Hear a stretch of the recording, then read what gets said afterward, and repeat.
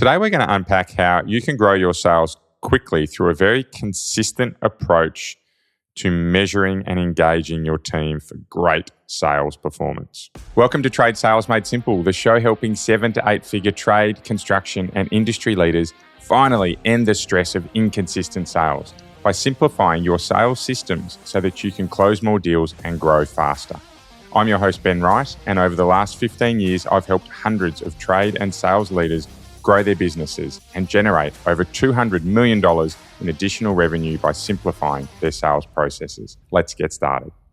Great quote from one of my customers the other week. As a team, we are getting so much better at selling. Senior leader, 35 years in business and has a small team around him, but a team that does very large average sales sizes. And one of the things that came out in our conversation that came after that quote was just how impactful for them being able to consistently measure and frame what progress means to their business has been able to help them. For me, I love the saying around what gets measured gets done.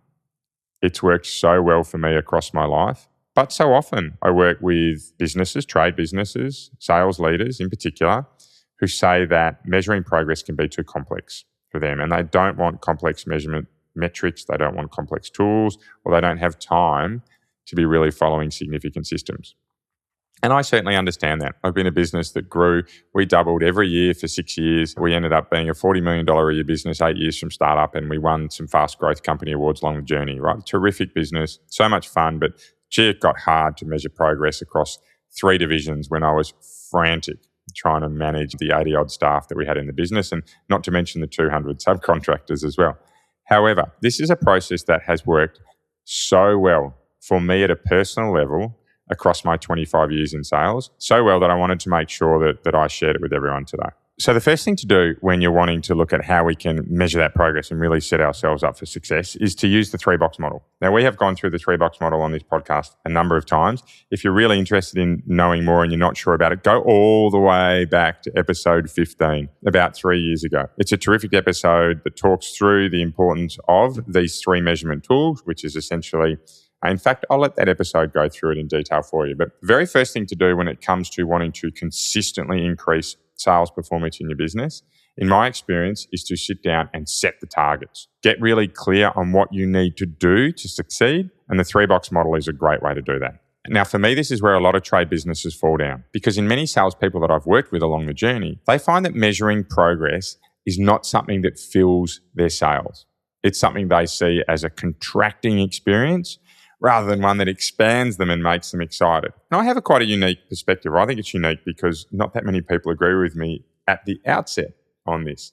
Well, I think it's unique because not that many people share this same approach to measurement as I do. However, once I have this discussion with them, I find that many do convert. And that is that measuring progress, so holding ourselves accountable to the targets that we set, for me is fundamentally one of the best ways to grow a business.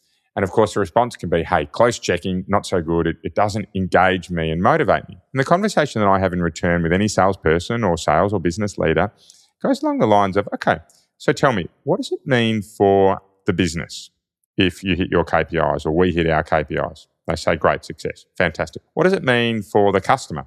Well, normally it means we're helping more customers, right? They're getting more of our product. And if we've got a good product or service, then that's a positive. Great. What does it mean for you personally, either as a leader or a salesperson in a team?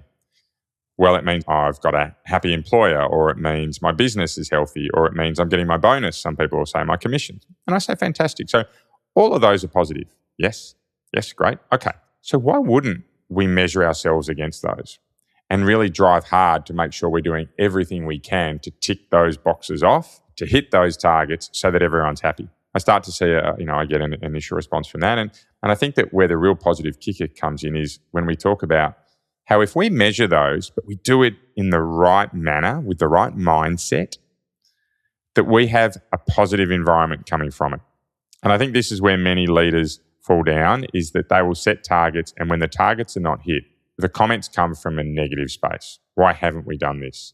What do you need to do more of? What's the reason we haven't got enough quotes out? Why aren't we closing them? Versus, okay, let's talk through what's getting in the way.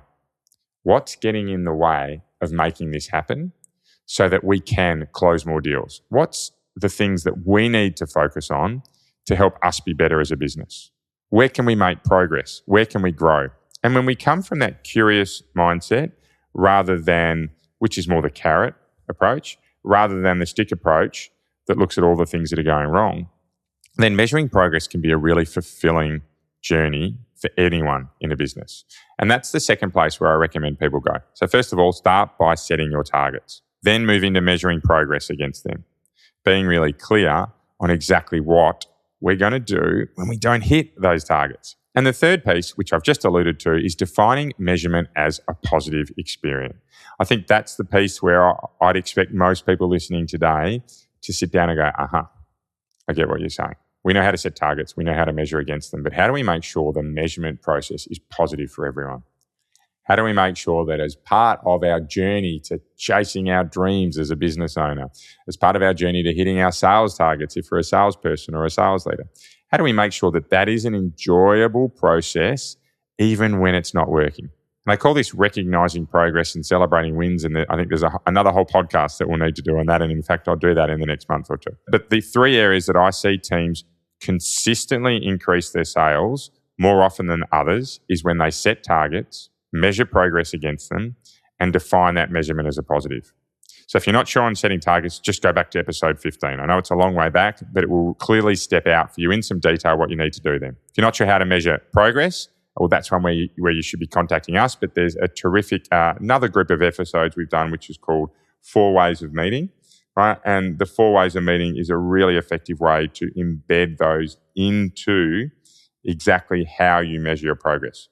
And the 4 Ways of Meeting was also covered in one of those earlier podcast examples. So get in and do some podcast binging if you'd like to go back to some of the really meaningful strategies and frameworks that we recommend to all of the businesses that we work with. But if we can get those 3 things right, setting targets, measuring progress, and defining the third piece here, that measurement is a positive experience, that's where I see teams really consistently increase their sales performance. So that's the takeaway I'd like you to get from today, right? To consistently increase our sales performance, we need to set targets, measure progress, and make sure it's a positive experience. If you can take that from today and do something about it in your business, then I'd expect you to see some really positive results come from it. At the same time, if you find that you're not getting the results in your business, i.e. you're not growing quickly enough and it is a little bit frustrating, well, not changing something is going to lead to that, to continue to be frustrating, for you to continue to throw lots of time at it, and at the end of the day, not have enough profit or money in the bank to show for it. So we have our free quote quiz in our show notes. It's free. It's very quick for you to experience.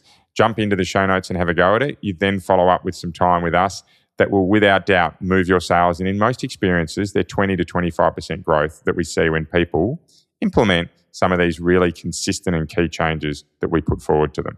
It's there, it's in the show notes. Jump in and would love to hear from you soon. But between now and next episode, please keep that focus on being 1% better each and every day. It does make all the difference. Bye for now.